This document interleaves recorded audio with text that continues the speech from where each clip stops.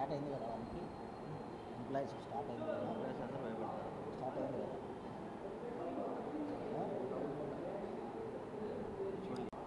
ఏనా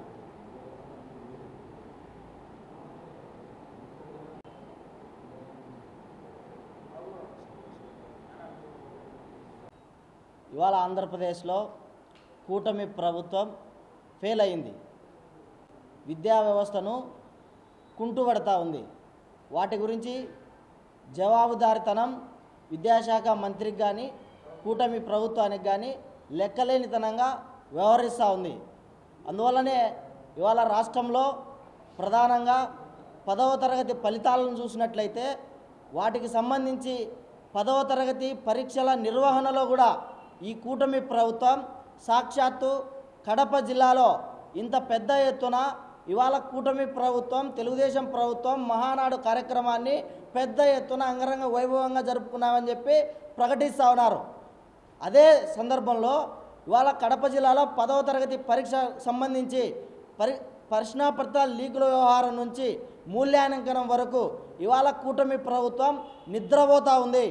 అందుకోసమే రాష్ట్రంలో ఎన్నడూ లేనట్టు విధంగా 66,333 మంది విద్యార్థులు రీవెరిఫికేషన్ పెట్టారు. దాంట్లో కూడా 11,000 మంది పాస్ అయ్యారు. మరి అదేవిధంగా 24, 34 మార్కులతో విద్యార్థులను ఫెయిల్ చేస్తూ అత్యంత దుర్మార్గకరంగా విద్యా వ్యవస్థ నిద్రపోతూ ఉన్నది. ఈ లోపభూయిష్టమైనటువంటి నిర్ణయాల వల్ల, పర్యవేక్షణ లోపం వల్ల చాలామంది విద్యార్థులు కడపలో ఉన్నటువంటి ఎర్రగుంట్ల మండలం జెడ్పీహెచ్ స్కూల్లో ఉన్నటువంటి మోక్షిత కావచ్చు, పొట్టి శ్రీరాములు జిల్లా నెల్లూరులో కావచ్చు, లేకపోతే విజయనగరంలో కావచ్చు, శ్రీకాకుళంలో కావచ్చు, ఇలాంటి జిల్లాల్లోన 94, 97 లేకపోతే 84 అవుట్ ఆఫ్ 60% ఉన్నటువంటి విద్యార్థులు కేవలం ఒకే సబ్జెక్ట్లో 24, 34 మార్కులు వేసి ఫెయిల్ చేసి రీవెరిఫికేషన్ పెట్టుకుంటే 90, 80, 84 మార్కులు వచ్చాయి. అంటే ఈ విద్యా వ్యవస్థలో ఎస్ఎస్సి మార్క్స్ సంబంధించి మూడంచెల వ్యవస్థ ఏమవుతా ఉంది? చీఫ్ ఎగ్జామినర్ ఏం చేస్తూ ఉన్నాడు? కాబట్టి విద్యాశాఖ మంత్రి నారా లోకేష్ మాత్రం పెద్ద ఎత్తున విద్యారంగాన్ని మేము ముందు వరుసలో నడిపిస్తున్నామని చెప్పి ప్రగల్భాలు పలుకుతూ ఉన్నాడు. ప్రాథమిక విద్యలో ఎస్ఎస్సి విద్యలోనే మీ యొక్క నిర్వహణ లోపభూయిష్టంగా ఉంది.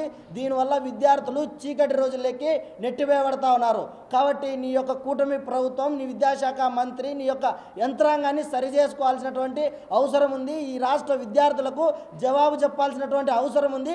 దానికి సంబంధించినటువంటి నైతిక బాధ్యత విద్యాశాఖ మంత్రి వహించాల్సిన నేపథ్యం ఉందని చెప్పి ఆల్ ఇండియా స్టూడెంట్ ఫెడరేషన్ సూటిగా డిమాండ్ చేస్తూ ఉంది. విద్యాశాఖ మంత్రి గారు ఒక పక్కన విద్యా వ్యవస్థ పెద్ద ఎత్తున ఆర్థికంగా లేకపోతే విద్యారంగానికి సంబంధించినటువంటి కేటాయింపుల్లో మేము ముందు వరుసలో గత ప్రభుత్వం కంటే మెండుగా ఉన్నామని చెప్పి ప్రకటిస్తూ ఉన్నాడు. మంచి రోజులు వచ్చాయని చెప్పి ప్రకటిస్తూ ఉన్నాడు. చీకటి రోజుల్లోకి నెట్టివేస్తూ ఉన్నాడు. అందుకోసమే ఇవాళ పారామెడికల్ విద్యకు సంబంధించి కూడా ఇవాళ వైద్య విద్యలో పెద్ద ఎత్తున దోపిడీ, దందా లేకపోతే మీరు చేసేటువంటి రిఫార్మ్స్ వల్ల విద్యార్థులు చీకటి రోజుల్లోకి నెట్టివేయబడతా ఉన్నారు. అందుకు సాక్షాత్తు నిదర్శనమే పారామెడికల్ సంబంధించి ఎప్పుడో నవంబర్లో జరగాల్సినటువంటి పారామెడికల్ పరీక్షను ఇవాళ మీరు జూన్లో తీసుకొని వచ్చి పరీక్షలు తరగతులు నిర్వహించకపోయినా, ఇవాళ అకాడమిక్ ఇయర్ జరగకపోయినా, లెక్చరర్లు సరిగా పాఠాలు చెప్పకపోయినా యూనివర్సిటీ నుంచి గైడ్లైన్స్ ఇప్పించి వెంటనే పాఠాలు నిర్వహిస్తూ ఉన్నారు, పరీక్షలు నిర్వహిస్తూ ఉన్నారు. దీనివల్ల విద్యార్థులు తీవ్ర ఇబ్బందికి గురవుతూ ఉన్నారు. పారామెడికల్ విద్యకు సంబంధించినటువంటి ఏదైతే నోటిఫికేషన్ ఇచ్చారో వీటిని వాయిదా వేయాలి. వాయిదా వేసి సక్రమంగా నవంబర్లోనే నిర్వహించాలి. మళ్ళీ నోటిఫికేషన్ ఇవ్వాలి. ఈ విధంగా విద్యార్థులను నష్టం జరిగే విధంగా, చీకటి రోజులు నెట్టివేసే విధంగా చేసేటువంటి ప్రభుత్వాన్ని లోకం ఎప్పుడూ చూస్తూ ఊరుకోదు. పెద్ద ఎత్తున పోరాటాలు శ్రీకారం చుడుతూ ఉంది. దానికి సంబంధించి రాష్ట్రంలో ఉన్నటువంటి మెడికల్ కాలేజీల్లో మెడికల్ విద్యార్థులపైన, ఎంబీబీఎస్ విద్యార్థులపైన, ఫార్మామెడికల్ విద్యార్థులపైన ఈ యొక్క డిపార్ట్మెంట్ హెచ్ఓడీలు కావచ్చు, అక్కడ ఉన్నటువంటి టెక్నీషియన్లు కావచ్చు, విద్యార్థులకు సంబంధించినటువంటి జ్ఞానం నేర్కపోగా వెట్టి చాకిరీ చేపిస్తున్నారు, మోసం చేస్తున్నారు, దందా చేస్తున్నారు.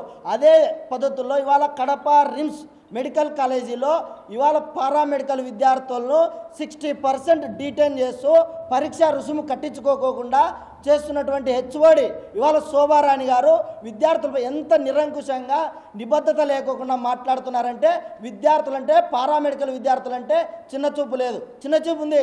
ఎంత నిర్లక్ష్యంగా మీరు ఏం చేసుకుంటారో చేసుకోండి, ఏ మంత్రికి చెప్పుకుంటారో చెప్పుకోండి, ఏ ఎమ్మెల్యేకి చెప్పుకుంటారో చెప్పుకోండి, ఏ ప్రిన్సిపల్కు కంప్లైంట్ చేస్తారో చేసుకోండి అనేటువంటి మాటలు వస్తున్నాయంటే ఎంత అహంకారపూరితమైనటువంటి మాటలు మాట్లాడుతున్నారో, విద్యార్థులను ఎంత బానిసలుగా చూస్తున్నారో ఇవాళ మనకు స్పష్టంగా అర్థమవుతుంది.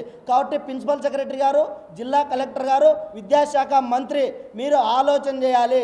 రాష్ట్రంలో డిగ్రీ, పారామెడికల్, మెడికల్ లేకపోతే ప్రాథమిక విద్య నుంచి నీ ప్రభుత్వం నిద్రపోతూ ఉంది కాబట్టి విద్యార్థులు ఆత్మహత్యలు చేసుకుంటున్నారు, విద్యార్థులకు నష్టం జరుగుతుంది, విద్యార్థులు చీకటి రోజులు లేకపోతూ ఉన్నారు.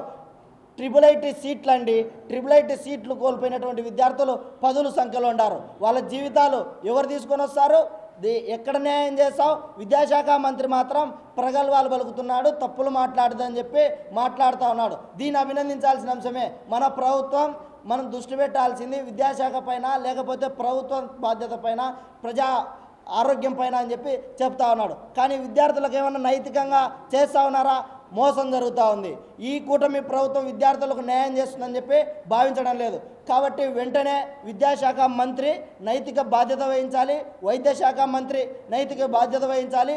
ఏదైతే పారామెడికల్ ఉందో ఈ కోర్సుకు సంబంధించినటువంటి ఎగ్జామ్స్ను వాయిదా వేసి విద్యార్థులకు న్యాయం చేయాలని చెప్పి all India student federation demand చేస్తూ ఉన్నది.